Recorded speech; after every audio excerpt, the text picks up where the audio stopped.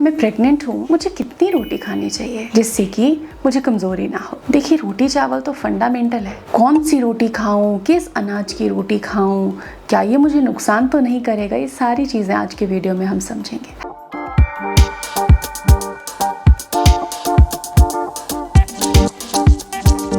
Hello and welcome again to YouTube mom channel. सभी pregnant mommies का बहुत बहुत स्वागत है। मैं उम्मीद करती हूँ कि आपने चैनल को सब्सक्राइब किया होगा, क्योंकि हर दिन प्रेगनेंसी को और बेहतर बनाने के लिए हम कुछ टिप्स आपके साथ शेयर करते हैं, साइंटिफिक इन्फॉर्मेशन आपके साथ में साझा करते हैं। तो अब आपको ये करना है कि चैनल को पहले सब्सक्राइब कर देना है। प्रेगनेंसी में कितनी रोटी खाना बहुत ज़रूरी होता है।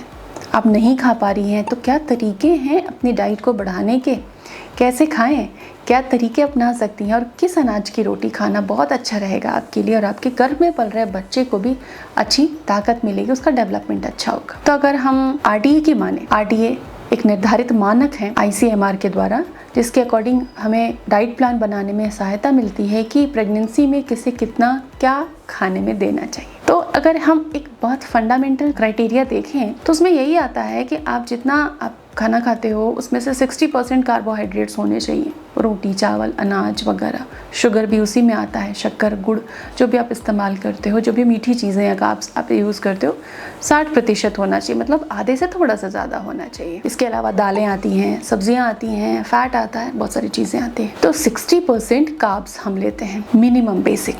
तो अगर हम पहली तिमाही की बात करें, हम प्रेगनेंसी की बात करें, इसलिए हम ट्राइमेस्टर वाइज ही बात करेंगे। तो पहली तिमाही की अगर हम बात करें तो जितना खाना पहले खा रही थी शुरू के 3 महीने उतना पर्याप्त है। कई फीमेल्स तो उतना भी नहीं खा पाती नोजिया और मॉर्निंग सिकनेस की वजह से। तो कोशिश करें कि जितना आप खा रही थी नॉर्मली उतना तो खाना खाएं ही खाएं। फर्स्ट ट्रिमेस्टर में आपको एक्स्ट्रा खाने की कोई नीड नहीं रहती है, लेकिन न्यूट्रिशन ज़्यादा चाहिए, इसलिए फलों का सेवन बढ़ा सकते हैं, ड्राई फ्रूट्स ले सकते हैं, एडिशनल न्यूट्रिएंट्स आप ले सकते हैं। सेकेंड ट्रिमेस्टर की बात आती है। सेकेंड ट्रिमेस्टर अब बच्चे का वजन लेने का, मसल डेवलपमेंट का टाइम आ चुका होता है। तो प्रोटीन ज़्यादा खाना है और डाइट में 300 कैलोरीज बढ़ानी है। तो केवल प्रोटीन से तो नहीं बढ़ेगी, थोड़े कार्ब्स भी आपको बढ़ाने हैं। तो संतुलित रूप से एक भोजन, सपोज आप एक बार नाश्ता करते हो, एक बार दोपहर को खाते हो, एक बार रात को खाते हो, बीच में स्नैक्स ले लेते हो 2-3 बार, जो भी जितनी भी आपको रिक्वायरमेंट होती है, तो एटलीस्ट 300 कैलोरी का एक मील आपको बढ़ाना है। जैसे कि 2 ब्रेड का एक फुल पनीर सैंडविच हो चुका, 2 पराठे एंड कर्ड हो गया, 2 चीला और थोड़ा रायता हो गया। कुछ इस तरीके से एक कंप्लीट मील आपको लेना होता है एडिशनली। तो बात आती है सेकेंड ट्रिमेस्टर की। तो यहाँ से आप अपने खाने में एटलीस्ट 2 रोटी बढ़ा दीजिए। अब आप रोटियों में वैरायटी ला सकती हैं या आप चीला बना सकती हैं। मिलेट्स के आटे का इस्तेमाल करें। कैल्शियम की ज़रूरत और प्रोटीन की ज़रूरत ज़्यादा है, आयरन की भी ज़रूरत ज़्यादा है। तो रागी, बाजरा इन 2 से बेस्ट अनाज नहीं है रोटी के लिए सेकेंड ट्रिमेस्टर में। आप परेशान ना हो कि मैं प्रेगनेंसी में कहीं मुझे बाजरी, रागी ये सब गर्म तो नहीं करेगा। जी नहीं, आप इनका दलिया बना के खा सकती हैं।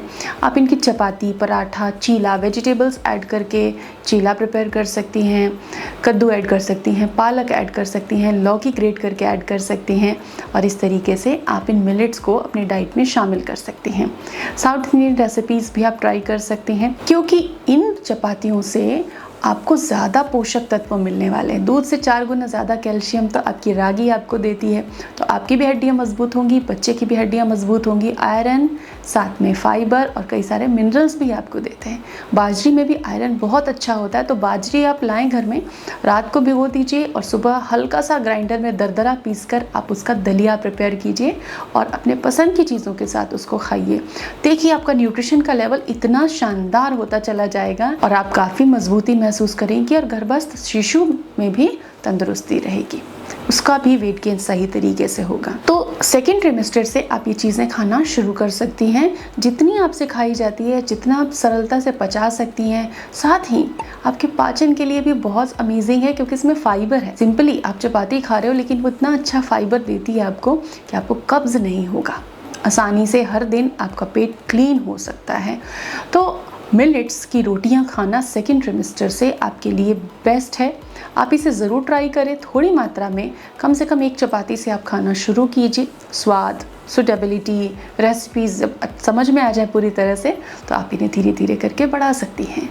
तो प्रेगनेंसी में इन रोटियों को आप ज़रूर ट्राई करें, आपके लिए फ़ायदे ही फ़ायदे रहेंगे। Thanks for watching.